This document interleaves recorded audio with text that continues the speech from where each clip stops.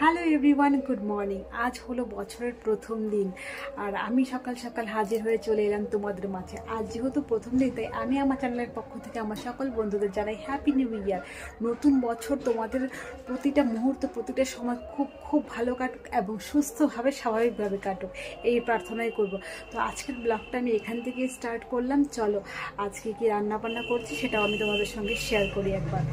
এই যে দেখতে পাচ্ছ, আমি মাছগুলোকে ঢেকে ঢেকে ভাজছি, কারণ মাছগুলো প্রচুর ফোটে। এগুলো হচ্ছে পাঙাশ মাছ। পাঙাশ মাছ করব আলু দিয়ে ঝোল, আর করব নিরামিষ একটা চচ্চড়ি। আর এই যে দেখতে পাচ্ছ, এখানে মাছের ঝোল পুরো ফুটে গেছে গল্প করতে করতে। আর আমি তো মাছের ঝোল খেতে পারছি না, তাই আমার জন্য লঙ্কা বাটা আর ডিমের অমলেট। ঝাল লাগলে কেমন করতে হয়, এই যে কেমন করে।